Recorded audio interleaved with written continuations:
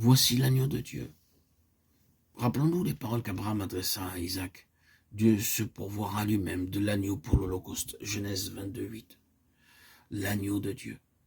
Il est l'agneau de Dieu avant d'être le nôtre. Il appartient à Dieu avant d'appartenir à qui que ce soit. Dieu avait besoin d'un agneau, car dans la personne de son Fils, pour cette vocation grandiose, cette mission, ce sacerdoce confié à l'agneau, l'objectif principal consistant à faire valoir les droits de Dieu était atteint. Dieu a des droits, et ces droits conçus de toute éternité visaient à façonner l'homme, le monde, la création et l'univers comme Dieu l'entendait, sachant que tout appartient à Dieu, que tout vient de Dieu, et que tout a été conçu dans le cœur même de Dieu. Le Seigneur avait donné un certain cachet à sa création, en lui instillant certaines pensées, certains idéaux, certaines normes et certains objectifs. Il a donc un droit sur tout cela, et ces droits lui ont été ravis. Il ne jouit pas de ces droits dans la vie et dans la nature de l'homme sur terre, dans la création, depuis l'interférence du péché, depuis cette terrible séparation entre lui et sa créature. Le tout premier objectif de l'œuvre accomplie par l'agneau de Dieu, par l'agneau qui appartient à Dieu, est de recouvrer et de rétablir les droits de Dieu. Dieu a droit à une soumission absolue et inconditionnelle. Ce droit lui a été ravi. Et nous savons, nous ne le savons que trop bien, c'est le flot de notre cœur, combien ce manque de soumission à Dieu fait partie intégrante de notre être. Quelles ne sont pas les difficultés, les luttes, les angoisses que nous connaissons pour arriver à nous soumettre totalement à Dieu. Nous sommes ainsi faits.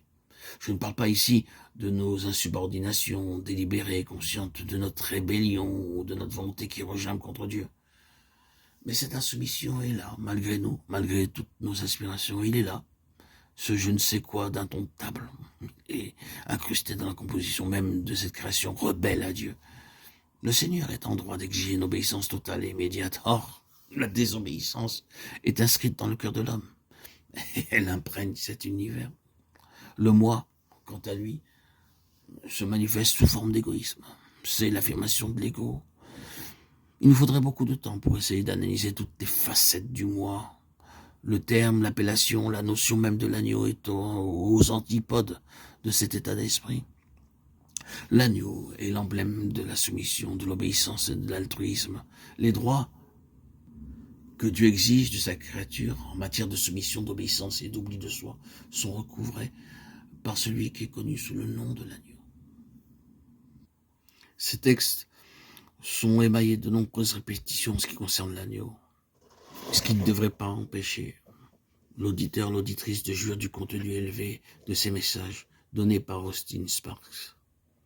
Theodore Austin Sparks, l'homme, le messager de Christ qui m'a autant inspiré. Et nous sommes toutefois efforcés de rendre dans ces audios les textes clairs et limpides. Nous croyons que les messages